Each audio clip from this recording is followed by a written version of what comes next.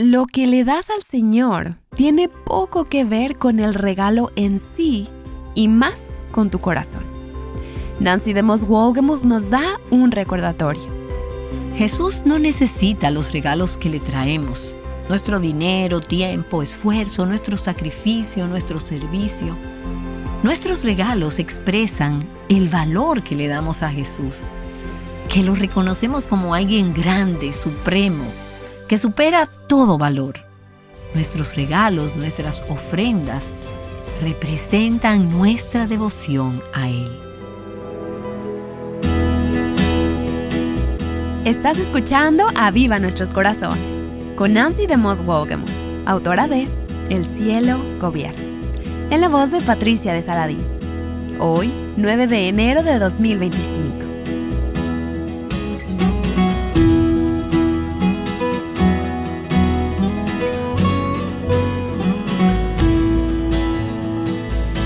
¿Qué clase de regalo le darías a un rey? No a cualquier rey, sino al Rey Jesús. Vamos a examinar de cerca los regalos que los sabios le trajeron a Cristo y por qué eran importantes. Nancy continúa con la serie Sabios, Reyes y la Providencia de Dios. Si te has perdido alguno de los episodios hasta ahora, puedes encontrarlos en avivanuestroscorazones.com. Ahí podrás escuchar el podcast o leer la transcripción. Aquí está Nancy. Hace un tiempo vi en internet un artículo titulado Los 21 mejores regalos para recién nacidos de este año. Y el subtítulo era Escoge el regalo perfecto para celebrar la nueva vida. Y estas son algunas de las cosas que estaban en esa lista. Un rompecabezas de madera con el nombre del bebé. Una manta suave para bebé. Un gatito de piel sintética. Una toalla con capucha para bebé, una manta orgánica para cada mes, el libro de recuerdos del primer año del bebé. Había también rascaencías, chupetes en formas de conejito, baberos de pañuelo y mucho más. Definitivamente los mejores regalos para recién nacidos. Y me encanta hacer regalos a los recién nacidos y a sus mamás. Y a veces, dependiendo de quién sea, preparo un regalo que sea algo que el bebé pueda usar, como ropa o pañales, especialmente si es su primer bebé o si ha pasado mucho tiempo desde que esa mamá tuvo su último bebé. Y hace un tiempo le regalé a una amiga que luego de 2 niños, tuvo una niña varios años después, una imagen enmarcada que yo había hecho con el nombre de la bebé y un versículo relacionado con ese nombre. La pequeña Grace. Y pienso en todos los regalos para bebés que he hecho a lo largo de los años, y la verdad es que la mayoría no está en la lista que acabo de leerles de los mejores regalos para bebés recién nacidos del año. Pero todos estos regalos palidecen en comparación con los regalos que le trajeron a Cristo cuando nació. ¿O me equivoco? ¿Cuál habría sido el regalo más apropiado para llevarle al Hijo de Dios cuando nació? Si alguna vez hubo un bebé que no necesitara nada, ese era Cristo. Y esta semana estamos viendo el capítulo 2 de Mateo. Y quiero invitarte a que abras tu Biblia allí y vamos a ver qué le trajeron a un bebé que lo tenía todo. Y estos fueron regalos que nunca hubiera pensado en traer o dar a un recién nacido. Y probablemente tú tampoco. Pero vamos a hablar de su significado. Mateo capítulo 2, y permíteme leer el comienzo del pasaje. Y luego llegaremos a la parte que vamos a analizar en el día de hoy. Mateo capítulo 2, versículo 1. Después de nacer Jesús en Belén de Judea, en tiempos del rey Herodes, unos sabios del oriente llegaron a Jerusalén. Hemos estado estudiando este pasaje esta semana y el lunes mencionamos que muchas tradiciones de la fe celebran la Epifanía, que celebra la revelación de Dios a los gentiles. Los reyes magos eran gentiles. Esto no sucedió en el pesebre como vemos a menudo en las escenas de Navidad. Esto sucedió algún tiempo después de que Jesús naciera. Él todavía era pequeño, pero no era un bebé en el pesebre. Con la llegada de estos sabios a donde estaba Cristo, se celebra lo que se conoce como Epifanía. Por eso transmitimos esta serie esta semana. Llegaron a Jerusalén preguntando, estos sabios, ¿dónde está el rey de los judíos que ha nacido? Porque vimos su estrella en el oriente y lo hemos venido a adorar. Cuando lo oyó el rey Herodes, se turbó y toda Jerusalén con él. Entonces el rey reunió a todos los principales sacerdotes y escribas del pueblo y averiguó de ellos dónde había de nacer el Cristo. Y ellos le dijeron, en Belén de Judea, porque así está escrito por el profeta. Entonces Herodes llamó a los sabios en secreto y de ellos determinó el tiempo exacto en que había aparecido la estrella. Y enviándolos a Belén, dijo, vayan y busquen con diligencia al niño y cuando lo encuentren, avísenme para que yo también vaya y lo adore. Después de oír al rey, los sabios se fueron. Y como mencionamos anteriormente en esta serie, el viaje desde el oriente, de donde habían venido estos hombres, hasta Jerusalén, era probablemente, y dependiendo de dónde habían venido exactamente, un viaje de más de 1000 millas. Habían hecho un viaje largo y duro. Y por eso pensamos que probablemente no eran solo 3 de ellos, sino toda una escolta de caballos militares y corceles que los acompañaban en este largo viaje. Ahora, el trayecto de Jerusalén a Belén era de unas 6 millas, unos 10 kilómetros, no muy lejos. Así que para todo este séquito, podría haber sido un paseo de mediodía. No era una larga distancia en absoluto en comparación con la que acababan de pasar. Y tratando de ponerme en las sandalias, en los zapatos o lo que fuera que llevaran en ese tiempo los sabios, me imagino que debieron sentir cierto desánimo o decepción cuando llegaron a Jerusalén, donde la estrella había aparecido por primera vez y ellos darse cuenta de que el rey, ese niño rey, no estaba allí. Todo ese viaje, todo ese tiempo, todos esos kilómetros, todas esas millas y el objeto de su búsqueda ya no estaba en Jerusalén. Ellos llegaron a Jerusalén esperando ver a ese rey recién nacido. Y además de eso, cuando llegaron allí se encontraron con los líderes más brillantes e influyentes, líderes cívicos y religiosos, pero nadie sabía que este rey había nacido. Y después de que los líderes investigaron en las escrituras del Antiguo Testamento y descubrieron que, oh sí, se supone que nació en Belén, nadie en Jerusalén estuvo lo suficientemente interesado como para ir con ellos los 10 kilómetros que había que recorrer hasta Belén. Y ellos habían viajado quizás 1000 millas para llegar allí. Y ahora salen de Jerusalén, siguen la estrella y van a Belén. Y ahora están en el campo, en las afueras. Porque Belén no era una ciudad enorme y acomodada. Era una pequeña aldea de unas 200 personas que vivían allí en la época de Cristo. Así que me imagino que los sabios habrán pensado, ¿cómo es posible que haya un rey aquí? ¿Y no crees que se habrían preguntado si su viaje y todos sus esfuerzos habrían sido en vano? Bueno, mira el versículo 9. Y la estrella que habían visto en el oriente iba delante de ellos, hasta que llegó y se detuvo sobre el lugar donde estaba el niño. Al parecer, la estrella había desaparecido después de que la vieron por primera vez cuando estaban en Oriente. Fue la estrella que les hizo dirigirse hacia Jerusalén, pero luego desapareció y ellos viajaron sin poder verla en todo ese tiempo. Estos sabios salieron por fe. Pero ahora la estrella que había iniciado todo este viaje reaparece y ellos supieron que estaban cerca de encontrar el objeto de su búsqueda. La estrella los condujo a Belén y luego a la casa donde estaba Jesús. Y entonces se detuvo allí. Y mientras meditaba sobre este pasaje, pensaba en la bondad de Dios al conducirnos a Jesús y utilizar la luz de su palabra, el testimonio de su espíritu, hasta que sabemos que hemos encontrado aquel que es el camino, la verdad y la vida. Ahora, el versículo 10 no es sorprendente a la luz de lo que estos hombres acaban de viajar y todo el escenario y el contexto anterior. Dice que cuando ellos vieron la estrella se regocijaron con mucha alegría. Y John Piper dice acerca de este versículo: no solo con gozo, sino con gran gozo. Y no solo con gran gozo, sino con regocijo extremo. Es como si su alegría no tuviera límites. El que ellos finalmente llegaran a donde estaba Cristo no fue simplemente, oh, qué bien, mira, está aquí. Todo lo contrario. Ellos estaban sumamente gozosos, alegres.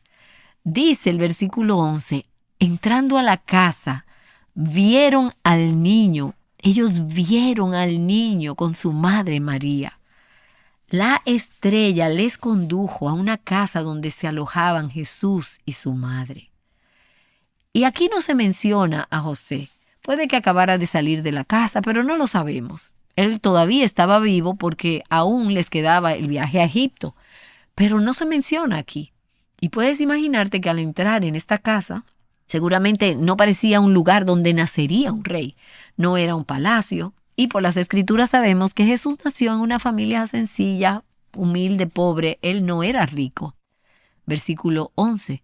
Vieron al niño con su madre María y postrándose lo adoraron.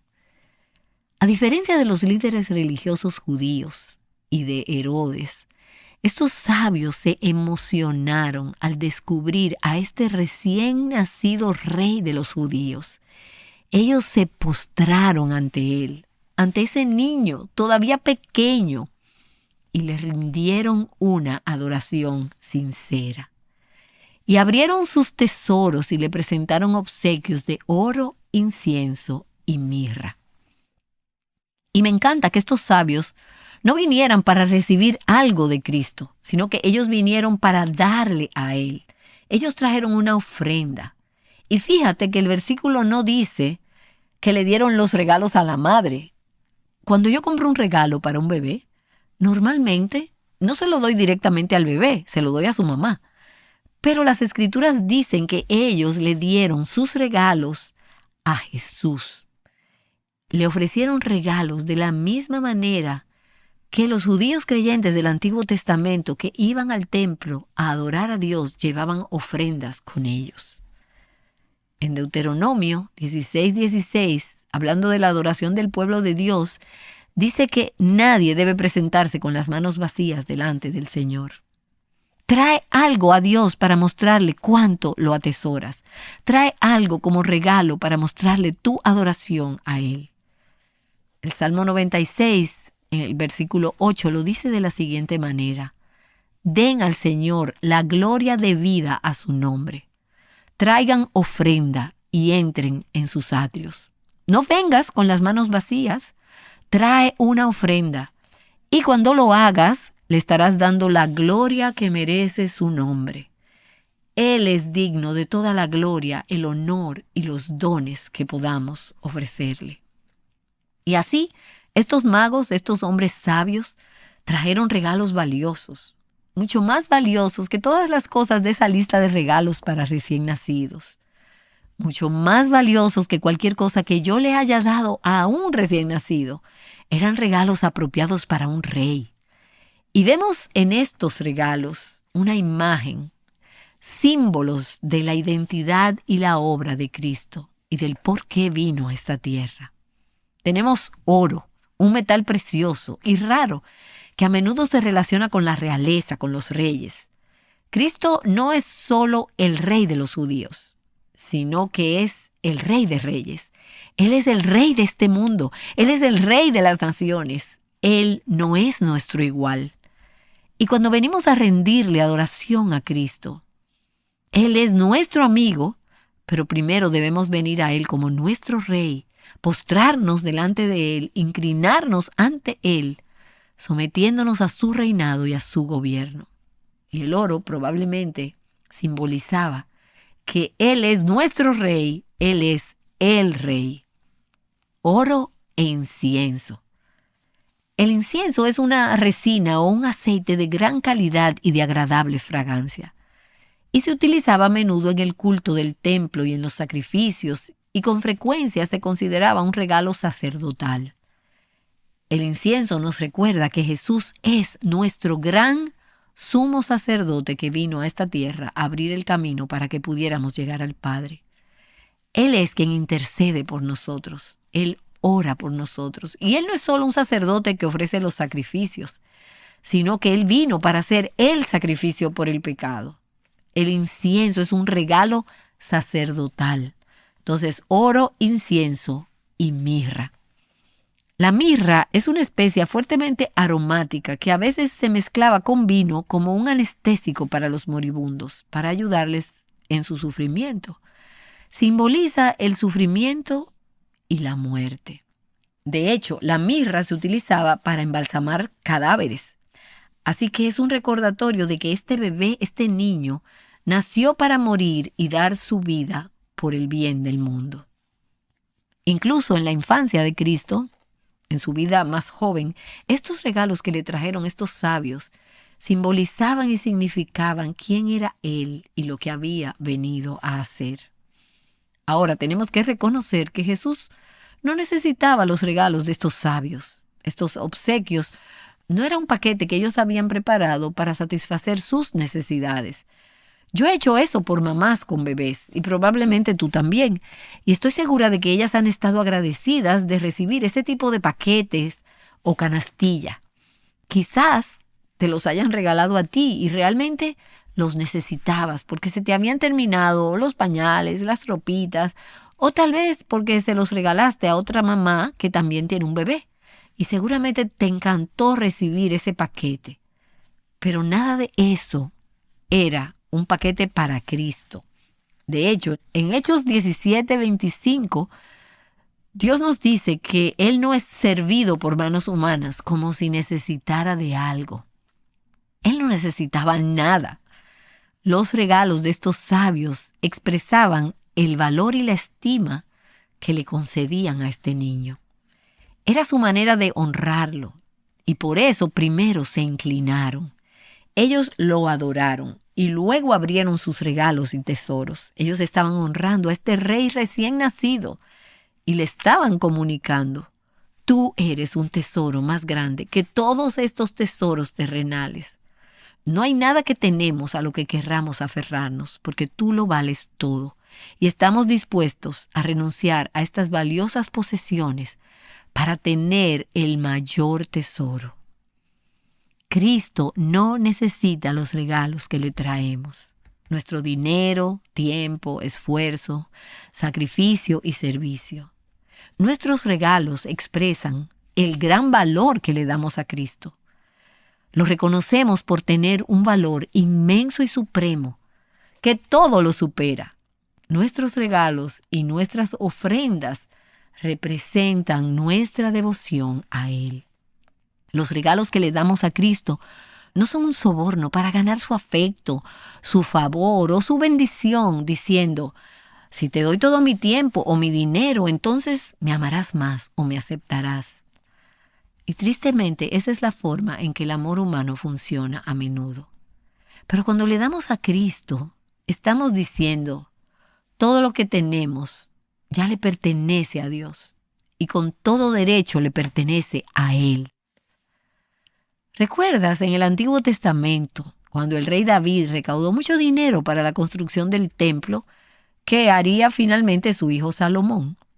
David mismo trajo un regalo extravagante, un regalo desbordantemente abundante y muy costoso para el edificio. Y luego él ora y dedica ese dinero para el futuro templo. Dice en 1 de Crónicas, capítulo 29, versículo 14, pero ¿quién soy yo y quién es mi pueblo para que podamos ofrecer tan generosamente todo esto? Porque de ti proceden todas las cosas y de lo recibido de tu mano te damos. Verás, cuando damos la ofrenda en la iglesia, cuando damos para apoyar ministerios como Aviva Nuestros Corazones y otros que el Señor pone en nuestros corazones, no estamos dando algo que comienza con nosotros. todo lo que tenemos es un regalo de Dios. Estamos dando de lo que ha venido de Él. Y así, cuando damos a Cristo, cuando damos a la obra de su reino en este mundo, estamos devolviendo lo que ya le pertenece y vino de Él en primer lugar. Ahora, los regalos de los sabios resultaron ser una provisión oportuna. Y tú quizás me preguntas, ¿y cómo sabes eso? Bueno, en Lucas capítulo 2 leemos acerca de Jesús que fue traído por sus padres a los 40 días de haber nacido, antes de que vinieran los sabios, para ser dedicado en el templo. Y eso era lo que la ley del Antiguo Testamento decía que ellos debían hacer. Y los padres que venían y dedicaban a su hijo primogénito, a la edad de 40 días, debían traer un sacrificio, una ofrenda. Normalmente sería un cordero, pero en el capítulo 12 de Levítico leerás algo que probablemente hará que te preguntes, ¿por qué está esto aquí? Bueno, te lo explicaré a continuación. Las Escrituras dicen que si un adorador que dedicaba a su bebé era tan pobre que no podía ofrecer un cordero, podía traer 2 tórtolas. Esa era la ofrenda de una persona pobre. ¿Y qué llevaron María y José para la dedicación de Cristo en el templo? Lucas capítulo 2 nos dice que trajeron la ofrenda de las 2 tórtolas. Así que sabemos que estaban entre los más pobres de los pobres, que no eran ricos. Ahora, semanas o meses más tarde, cuando Herodes quiso matar al niño, y veremos eso mañana, y María, José y el niño se vieron obligados a huir a Egipto, ¿cómo pudieron haber costeado ese viaje hacia Egipto para luego volver de regreso a Nazaret después de la muerte de Herodes? Si has escuchado Aviva Nuestros Corazones por algún tiempo, sabes que me encanta la palabra providencia, la providencia de Dios. Me encanta vivir bajo la providencia de Dios. Significa que Dios ve hacia adelante, y ve antes, y visión, ver. Providencia. Él ve hacia adelante y hace provisión para lo que viene, antes de que hayamos estado allí. ¿Y no es ese un hermoso ejemplo de la providencia de Dios? Que Dios hizo provisión para Cristo y para su familia terrenal antes de que supieran que tenían una necesidad. El Señor envió a estos sabios con regalos dignos de un rey y a través de ese oro en particular proveyó los recursos que necesitaron para viajar a Egipto y para vivir allí por un tiempo y luego regresar a Nazaret. Dios lo hace tan bien y me encanta vivir bajo la providencia. Y mientras pensamos en eso, déjame hacerte esta pregunta. Si eres una hija de Dios, ¿crees que Dios dejará de suplir para tus necesidades a través de su providencia? Dios se ocupó de las necesidades de su hijo allí en Belén. ¿Crees que Dios dejará de satisfacer tus necesidades? ¿Crees que Dios dejará de satisfacer las necesidades de tus hijos que confías a su cuidado? Y tal vez digas, no veo de dónde viene todo eso. Ni siquiera sabes qué es lo próximo que vas a necesitar, pero Dios lo sabe y ya está haciendo provisión. Así que al observar a estos sabios, veo que eran adoradores gozosos, alegres y a la vez serios y generosos. Adoradores de Cristo. Ellos no adoraron a la estrella ni a los sistemas religiosos de su época, sino que vinieron, se inclinaron y adoraron a Jesús. Estos hombres se regocijaron con gran alegría cuando vieron que el objeto de su búsqueda había sido encontrado. Eran adoradores alegres, adoradores en espíritu y en verdad. Habían recorrido un largo camino, muy largo. Habían tenido quizás muchas dificultades para encontrar a este niño. Pero a pesar de todo eso, ellos fueron adoradores generosos. Lo somos nosotras.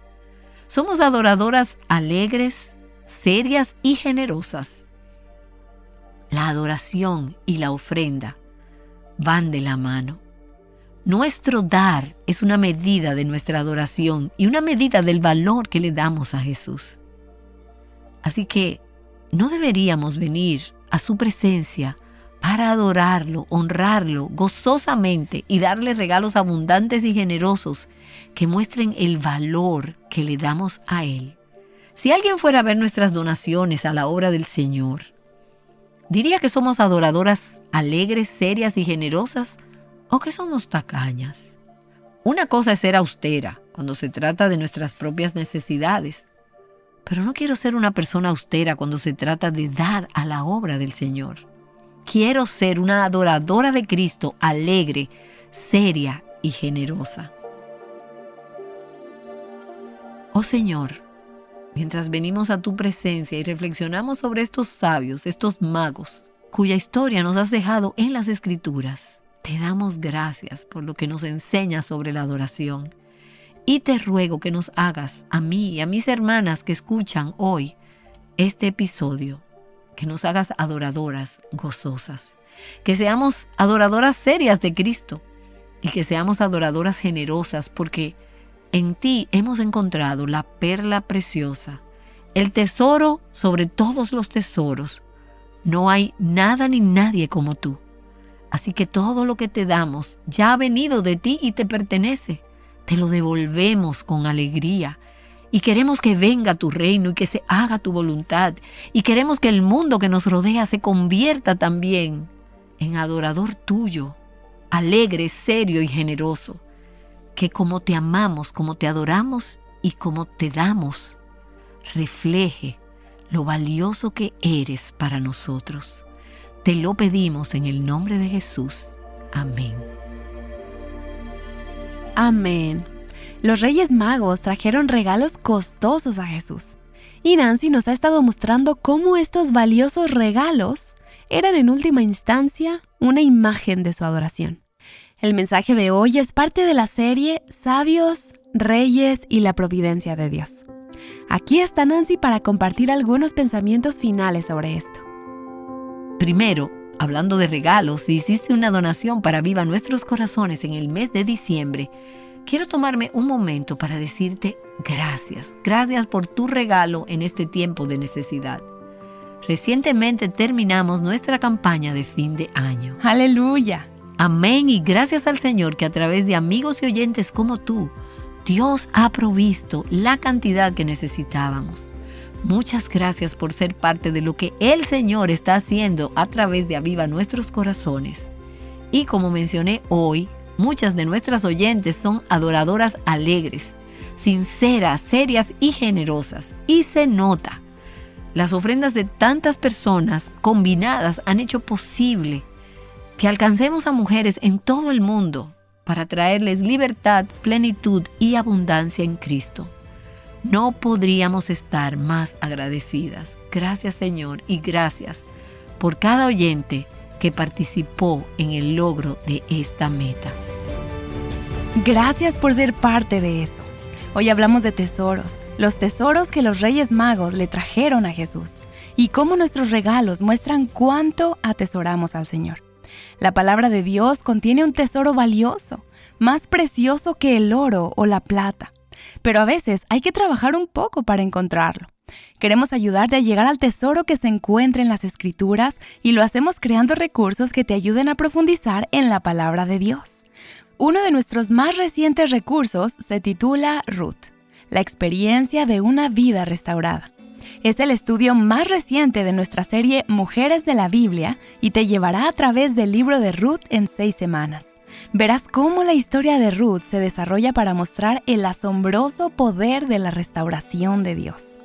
Ahora, aquí está Nancy para cerrar el episodio de hoy. Ella nos ayudará a ver el panorama general.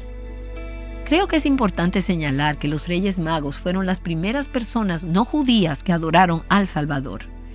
Y eso fue una declaración significativa sobre el plan redentor de Dios. Como los judíos de aquel tiempo se consideraban el único pueblo elegido de Dios, habían perdido de vista el corazón de Dios para el mundo y para las naciones. En el Antiguo Testamento se menciona la llegada de los sabios que adoraron y trajeron sus regalos al rey recién nacido. Estos hombres venían de un país lejano, no de Judea ni de Israel, sino de Oriente, quizás a unos 1000 kilómetros de distancia o más. Y hay 2 pasajes en el Antiguo Testamento que se refieren a reyes y naciones gentiles trayendo regalos al Mesías que vendría y rindiéndole adoración.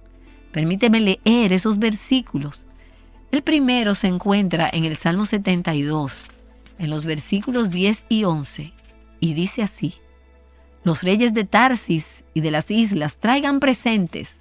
Los reyes de Sabá y de Seba ofrezcan tributo y póstrense ante él todos los reyes de la tierra. Sírvanle todas las naciones. Los judíos habían olvidado que Dios quería ser adorado por todas las naciones del mundo y por todos los reyes de la tierra. Y un día todos le adorarán y se postrarán ante él. Pero en la llegada de los sabios, de esos magos que eran instructores y hacedores de reyes y consultores de reyes, vinieron y lo adoraron, se postraron y lo honraron, le trajeron regalos. Ese fue el cumplimiento de esa profecía del Salmo 72. Y luego leemos las palabras del profeta Isaías en Isaías capítulo 60, a partir del versículo 3, que dice: Y acudirán las naciones a tu luz, y los reyes al resplandor de tu amanecer. Las riquezas de las naciones vendrán a ti, traerán oro e incienso, y traerán buenas nuevas de alabanzas al Señor. Esto fue profetizado en el Antiguo Testamento, que la luz vendría no solo para los judíos, sino para las naciones del mundo. Y me alegro tanto de que eso fuera cierto, porque hemos tenido la oportunidad, como no judíos, sino como gentiles, de oír el Evangelio, de creer en Cristo y de convertirnos en adoradores, adoradoras gozosas de Cristo el Señor. Ahora, 50 días después de la ascensión de Jesús al cielo, al final de su vida terrenal, entonces llegamos al tiempo de Pentecostés. Y lees acerca de esto en Hechos capítulo 2, en el versículo 5. Y las Escrituras nos dicen que había judíos que moraban en Jerusalén, hombres piadosos, procedentes de todas las naciones bajo el cielo. Así que cuando el Evangelio comenzó a expandirse, había judíos que habían venido de todas partes del mundo para la fiesta de Pentecostés. Ellos vinieron a adorar. Esa fue la primera oportunidad para el Evangelio de extenderse a los judíos dispersos en las naciones. Continuando luego a través del ministerio de Pedro y después de Pablo a los gentiles del mundo. El plan de Dios siempre ha sido llevar el Evangelio a las naciones para que todo el mundo crea en su Hijo y lo adore. Así que las profecías del Antiguo Testamento y el libro de los Hechos, incluyendo el momento en que el Evangelio comenzó a expandirse por todas las naciones, todo aquello es solo un anticipo de la nueva Jerusalén que vendrá al final de los tiempos. En Apocalipsis 21, en el versículo 23, dice: Y la ciudad, esta nueva Jerusalén que descenderá del cielo de Dios, no tiene necesidad de sol ni de luna que la iluminen, porque la gloria de Dios la ilumina y el Cordero es su lumbrera. Ya no necesitaremos estrellas, sol ni luna para iluminar nuestras tinieblas. La gloria de Dios será la que ilumine toda la ciudad y el mundo entero. Versículo 24. Por su luz, las naciones andarán en su luz, y los reyes de la tierra traerán a ella su gloria. Todo lo que tenemos viene de ti y todo te pertenece a ti.